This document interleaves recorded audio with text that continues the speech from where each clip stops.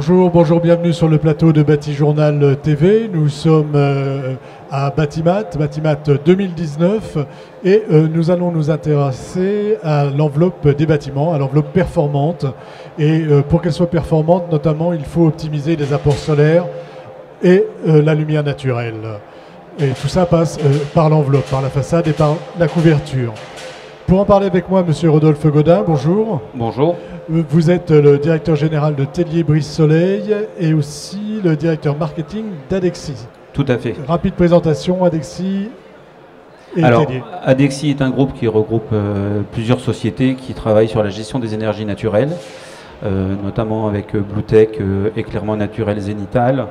On fait aussi de l'éclairement naturel par la façade, mais aussi de l'ombrage, de la déstratification thermique, de la ventilation naturelle, tous les éléments qui utilisent les énergies naturelles qui peuvent apporter du confort dans le bâtiment. Voilà, et Tellier Brice Soleil est un de ces éléments. Tellier Brice Soleil est spécialisé dans l'ombrage en façade, mais aussi l'esthétique et la ventilation des parois. À côté de vous, Nelly Philippona, vous êtes présidente de CECAL, et donc CECAL. Donc CECAL, organisme de certification des vitrages isolants, feuilletés et trempés pour la France et d'autres pays européens. Voilà, le vitrage donc. Le vitrage. À côté de vous, Monsieur Olivier Devez, bonjour. Bonjour. Vous êtes responsable bâtiment durable Velux. Alors j'allais dire Velux, on ne présente pas, mais je vais vous demander quand même de présenter. Alors ça mérite toujours d'être présenté. Donc déjà un petit rappel, Velux c'est la contraction de deux mots, VE pour ventilation, Lux pour lumière. Donc Velux est un groupe danois qui est implanté en France depuis 1964 et dont le fil conducteur est de participer à la conception de bâtiments durables et sains en apportant la lumière naturelle et l'air frais par la toiture, donc toutes les solutions d'entrée de lumière et d'air frais par le toit, qu'il s'agisse de toitures en pente ou de toitures plates pour tout type de bâtiments, résidentiels mais également bâtiments tertiaires. Voilà, on vous connaît beaucoup dans le résidentiel, mais il y a aussi des verrières et d'autres systèmes. Tout à fait. Vous avez, comme d'ailleurs vous aussi, Adexi, travaillé beaucoup sur la lumière naturelle. Vous avez fait des études là-dessus. Est-ce que vous pouvez nous en dire un petit peu plus? Tout à fait. Alors, dans le groupe, on a vraiment une philosophie qui est celle de l'expérimentation. Donc, vous le rappeliez, on a au travers d'études et également de projets expérimentaux essayé de qualifier les bénéfices de concevoir efficacement des bâtiments en termes d'entrée de lumière naturelle. Il faut savoir qu'aujourd'hui, on passe plus de 90% de notre temps à l'intérieur des bâtiments, que ce soit dans la vie quotidienne, au travail ou à l'école pour ce qui est des plus jeunes enfants. Et on a des effets mesurés au travers de différentes études internationales sur les bénéfices de cette lumière naturelle, que ce soit sur des aspects de santé, mais également de concentration et de productivité. On se sent mieux globalement, hein. On est en meilleure santé lorsqu'on a beaucoup de lumière naturelle dans un bâtiment. Tout à fait. On a publié récemment notre baromètre des bâtiments sains 2019 qui confirme effectivement que la probabilité d'être sujet à des maladies ou de souffrir de différentes pathologies est plus importante, notamment dans des bâtiments qui sont moins bien dotés, on va dire, en termes d'éclairement naturel. Voilà. Il y a un élément qui est indispensable pour faire passer la lumière naturelle dans le bâtiment, c'est le vitrage. Un vitrage ça veut dire quoi aujourd'hui, un vitrage? Qu'est-ce qu'on attend du vitrage aujourd'hui en fait? En termes de lumière naturelle, mais aussi quelque part de protection. En fait, on attend. Je ne sais pas si on attend beaucoup de choses des vitrages ou si on a conscience de tout ce que l'on attend d'un vitrage, mais on attend énormément de choses d'un bout de verre au milieu de fenêtres ou de menuiseries. Et bien évidemment la lumière, mais pas que.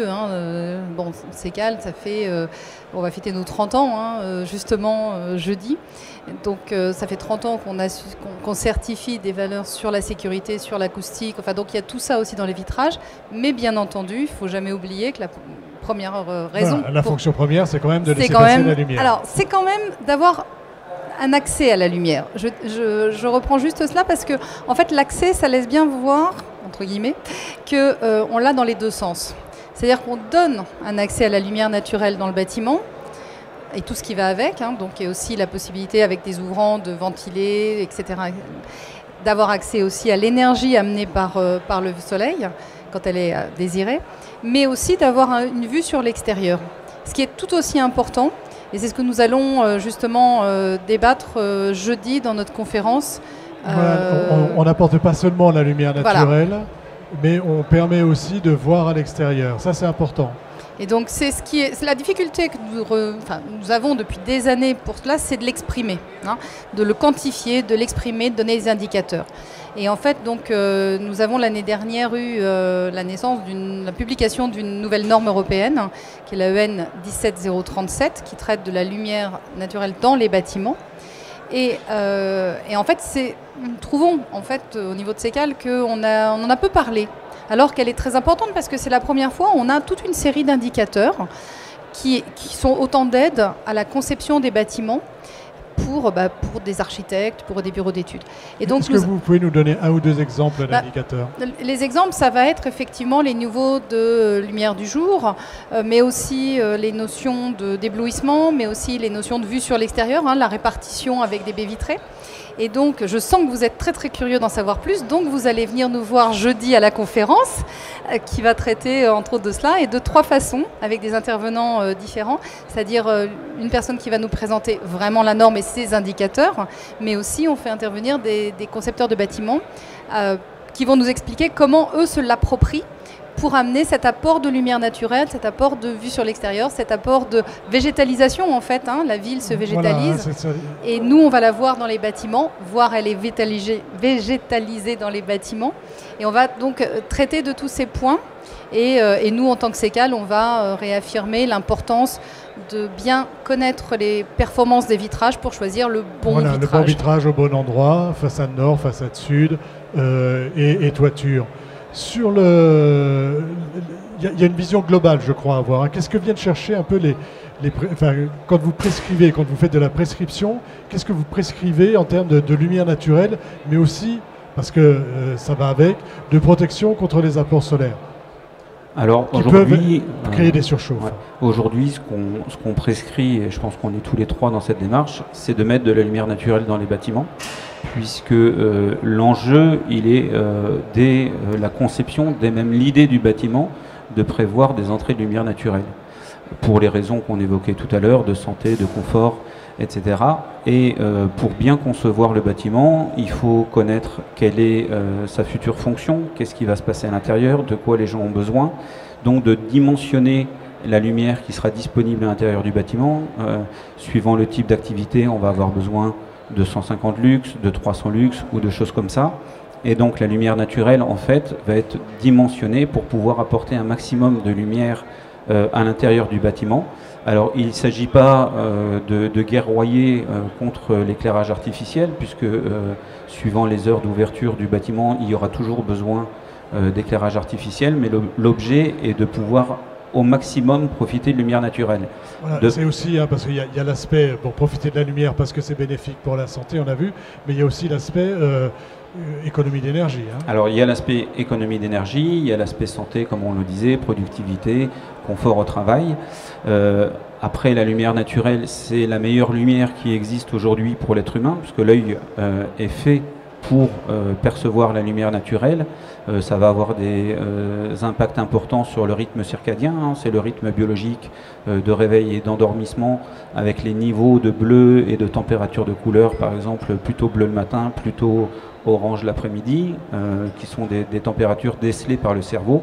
Et donc tout ça, c'est apporté gratuitement par la lumière naturelle, donc gratuitement aussi pour des raisons d'économie d'énergie, puisqu'il y a tout cet aspect confort, et donc environnemental aussi, puisque plus on consomme d'énergie naturelle, moins on a besoin d'énergie artificielle, et ça, c'est meilleur pour la planète.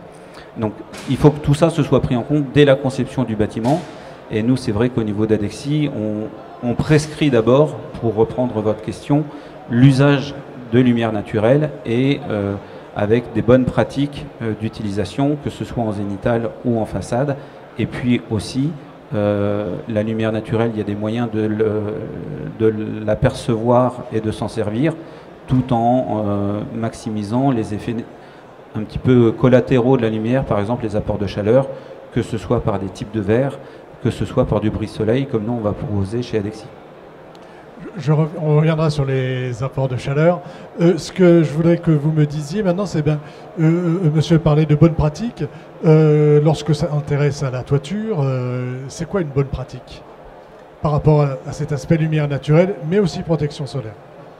Alors la position, effectivement, la spécificité de la toiture, c'est que en fonction des saisons, on va être sollicité de façon différente par rapport au rayonnement solaire, avec un soleil qui sera plus haut en été, plus bas en période hivernale. Donc on a plus d'apports solaires à gérer, notamment en été. C'est ce qui fait qu'aujourd'hui, on doit traiter de ce point-là en particulier. Donc ça peut se faire, comme on l'expliquait auparavant, avec différentes solutions, que ce soit avec du vitrage à contrôle solaire, donc qui va permettre de réduire les apports d'énergie néfastes en été, mais également de façon soit simultanée, soit complémentaire avec des solutions de protection extérieure, auxquelles on peut également associer des systèmes de gestion automatique pour optimiser la montée et la descente de ce type de protection. Voilà, on aura quelque chose de plus optimisé si on est quelque chose d'automatisé, enfin qui va pouvoir prendre en charge les différents apports en fonction de la chaleur extérieure. Tout à fait. Et le bénéfice, on va dire, des menuiseries ou des fenêtres en général, c'est aussi la capacité par l'ouverture à traiter de façon additionnelle du confort d'été, donc en amenant un phénomène de rafraîchissement en été, donc notamment la nuit, quand la température à l'extérieur est plus basse que celle à l'intérieur du bâtiment, on peut, au travers de ce rafraîchissement naturel, donc cette énergie gratuite, rafraîchir le bâtiment de façon efficace. Sur cet aspect un peu surchauffe ou risque de surchauffe par les apports de lumière naturelle et donc par le vitrage, je sais que vous avez une position un peu marquée sur le sujet, donc allez-y, dites-nous, vous en avez assez d'entendre ça en fait. Non mais c'est vrai que quand on entend ah là là, grande surface vitrée égale inconfort d'été, c'est vrai que c'est... Je vous remercie d'ailleurs de nous donner la possibilité de répondre, parce que vraiment c'est très frustrant d'entendre ça, dans la mesure où c'est plutôt, je vais être très clair, c'est plutôt un problème de conception dans ce cas-là. C'est une méconnaissance en tout cas des solutions qui existent aujourd'hui. Aujourd'hui, clairement, on peut faire un bâtiment très vitré, avec des solutions qui nous permettront d'éviter les surchauffes en été, sachant que ces surchauffes, d'après ce qu'on a compris, risquent de se prolonger dans le temps et d'être de plus en plus longues. En tout cas, les périodes de canicule passer de 4 à 5 jours comme on a eu cet été à 10 à 20 jours d'ici dizaine d'années. Je pense qu'il faut, enfin si vous voulez, ça fait quelques années qu'effectivement je répète ça, et je pense que justement ces périodes de canicule prolongées vont peut-être nous aider à être entendus. Quand on dit que, ce que vous disiez tout à l'heure, la première chose à faire, c'est que dès la conception, on prenne en compte la notion de confort d'été. Ce qui ne veut pas dire de tout fermer, puisque en général, quand on va chercher des grandes baies vitrées, c'est qu'on souhaite avoir cet apport de lumière ou qu'on souhaite avoir cette vue sur l'extérieur et donc de donner ce contact avec la ville aussi. Et donc, le problème, c'est souvent qu'on n'a pas été entendu parce que c'est plus compliqué peut-être, c'est pas justement on baisse et puis tout va bien. Donc il faut prendre en compte ce que vous disiez tout à l'heure, de quelle orientation nous, sur quelle orientation on est, quelle est la surface vitrée. Bien évidemment, vous n'avez pas du tout la même problématique si vous êtes sur des toutes petites fenêtres ou sur des grandes baies vitrées. Effectivement, si on est en toiture ou pas. Et puis aussi l'usage, enfin, c'est là où on voit la complexité, même l'usage du bâtiment. Vous n'allez pas traiter de la même façon un grand hall d'accueil et puis un collège ou une maison de retraite ou une maison individuelle ou des endroits où on ne va pas pouvoir ventiler en ouvrant les fenêtres. Donc c'est ça la complexité. C'est du cas par cas, à la fois dans la conception architecturale, dans l'usage du bâtiment et dans le type de vitrage à utiliser en fonction des façades. En tout cas sur de la façade, après sur de la maison individuelle, on peut parler de solutions en fonction des typologies. Mais ce qui est important, c'est de savoir qu'au niveau des vitrages, on a vraiment, nous on le voit, on a je crois des centaines de références enregistrées au niveau de CECAL. Donc il y a vraiment pléthore d'offres sur le marché avec des niveaux de protection solaire qui sont totalement différentes, certaines étant d'ailleurs des vitrages peu émissifs uniquement, qui ont vocation à laisser rentrer un maximum d'énergie et de lumière. Et puis on va jusqu'à des vitrages avec des facteurs solaires très bas.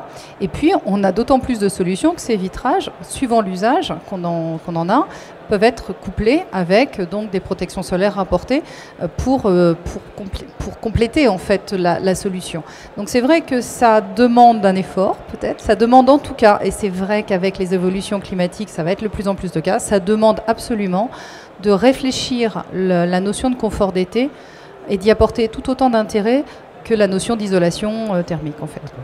Cette réflexion sur le confort d'été, elle repose forcément sur aussi des brise-soleil, des stores et des automatismes? Oui, c'est une vision complète du bâtiment et il faut se servir de toutes les solutions qui existent aujourd'hui. La protection solaire en est bien évidemment une, puisqu'on peut dimensionner des protections solaires. Il existe aujourd'hui, on peut très bien avoir des protections solaires horizontales, ce qu'on appelle en casquette, ou aussi en façade, qui peuvent être fixes, qui peuvent être orientables. Donc il y a beaucoup de choses qui peuvent venir compléter des produits verriers ou autres d'ailleurs.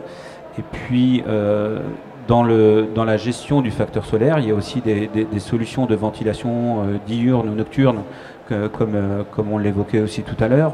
Et il existe aussi des solutions de rafraîchissement qui ne sont pas forcément à passer par la clim. C'est ce qu'on appelle le rafraîchissement adiabatique. Voilà. Donc, et puis on parle beaucoup là de confort d'été puisqu'on parle d'apport solaire, mais il y a aussi tout le confort d'hiver avec de la déstratification thermique qui va permettre de récupérer la chaleur qui est stockée en toiture ou des choses comme ça. Ceci étant, on parle beaucoup du neuf, mais il faut aussi parler de la rénovation, puisqu'aujourd'hui il y a, on va dire, 30 millions de mètres carrés de bâtiments qui se construisent chaque année. Donc si on remonte sur 30 ans, ça fait peut-être 900 millions de mètres carrés de bâtiments existants et qui sont pour certains des bâtiments à pathologie.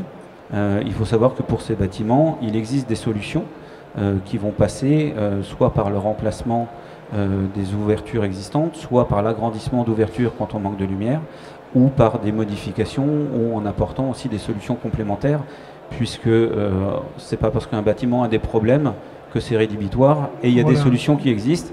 Et quand une solution existe, on a toujours un peu plus de mal à vivre avec le problème. Donc il y a des solutions. Il y a des solutions donc, pour apporter de la lumière naturelle et à la fois gérer toutes ces problématiques des apports solaires. On verra qu'après, on peut même produire de l'électricité avec du vitrage. Sur la lumière naturelle, vous travaillez beaucoup donc, sur le toit, sur le zénith, sur la lumière zénithale. Est-ce qu'il y a des limites quand même à l'apport de lumière naturelle? Est-ce qu'il y a un moment donné, il n'y en a pas trop? Et comment on fait pour gérer ça? Alors ça, c'est typiquement effectivement des sujets forts de conception pour lesquels aujourd'hui, notamment avec la publication de cette norme, on dispose désormais d'outils, donc notamment d'un indicateur sur le risque d'éblouissement qui va permettre justement de venir quantifier certains de ces effets qui peuvent être effectivement dérangeants, d'avoir un niveau de lumière peut-être prononcé de façon un petit peu trop importante. Donc ça va permettre de venir l'identifier. Et ensuite, il existe des solutions qui peuvent passer par des systèmes de protection extérieurs, mais également intérieurs, avec des stores tamisants qui vont permettre de venir casser un rayonnement solaire direct trop important. Voilà, donc la norme dont on a parlé tout à l'heure nous permet de régler ce type de problème. Tout à fait. C'est vrai que c'est un outil de conception important. On disposait de quelques outils, notamment dans le cadre de la RT 2012. On avait déjà un indicateur d'autonomie lumineuse, mais qui n'était pas rendu visible, donc qui a été assez peu exploité jusqu'à présent, qui pourrait l'être à l'avenir avec la publication de la RE 2020. Mais c'est vrai que cette norme 17037 permet d'accéder à toute une série d'outils qui vont faciliter le travail de conception avec des indicateurs précis et mesurés. Donc les moyens de bien gérer ça. Dernière question sur le vitrage. Aujourd'hui, on a des vitrages qui, donc, à la fois laissent passer la lumière, nous donnent des vues vers l'extérieur. Il faut rentrer la végétalisation à l'extérieur. Bon, il y a quand même une chose qui est pas mal, c'est aussi d'ouvrir et de sortir et d'aller voir ce qui se passe dehors.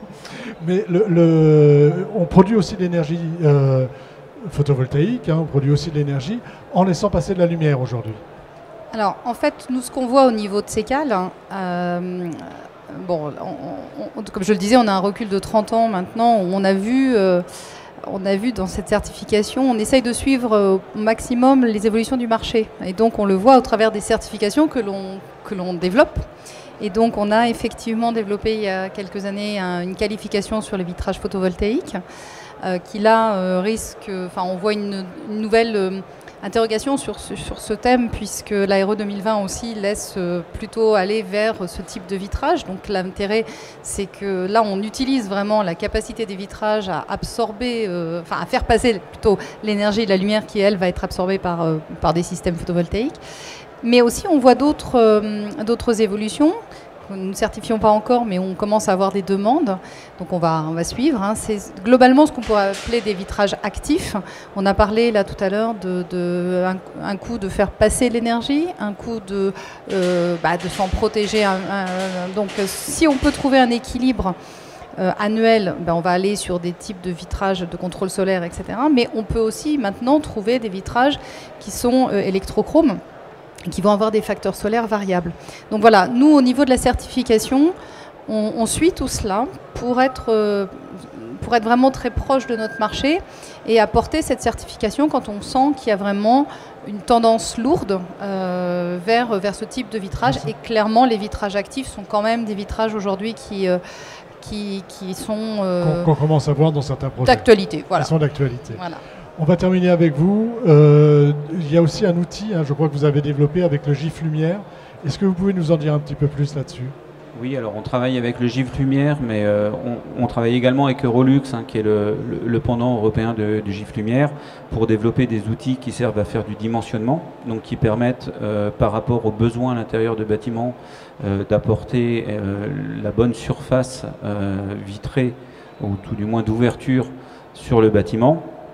Et donc ça permet aussi de connaître, de prévoir alors sans rentrer dans le détail, après on travaille avec des ciels normalisés, puisque de toute façon le ciel c'est quelque chose qui évolue, de prévoir à l'avance quelle sera la lumière disponible dans le bâtiment et quels seront aussi les impacts thermiques dans le bâtiment de ces ouvertures, de manière à pouvoir apporter une solution globale, puisque je crois que le maître mot de tout ça, c'est d'avoir une vision globale du bâtiment et de toutes les solutions qui vont pouvoir interagir entre elles, et de pouvoir les mettre en fonction, c'est-à-dire pouvoir piloter du vitrage électrochrome en même temps en pilotant des systèmes de ventilation et que tout soit raccordé avec, voire même, on sait faire aujourd'hui de la prévision météo, c'est-à-dire que si on a l'intention d'ouvrir le bâtiment la nuit pour laisser rentrer de l'air frais, comme on le disait tout à l'heure, si on sait qu'il y a une tempête qui va arriver, ça permet de fermer, puisque c'est un souci récurrent des concepteurs, à l'avance, mais de pouvoir quand même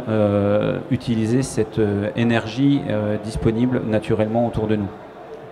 Écoutez, merci d'être venu nous parler de lumière naturelle, donc de santé, si on l'a bien compris. Et on espère, on a juste une petite verrière au-dessus de nous, donc. Mais bon, il n'y avait pas beaucoup de lumière aujourd'hui. Merci. Merci beaucoup. Merci d'être venu sur le plateau de Batijournal TV, une émission à retrouver comme toutes les autres émissions sur notre site Batijournal TV. Merci d'être venu jusqu'à nous. À bientôt.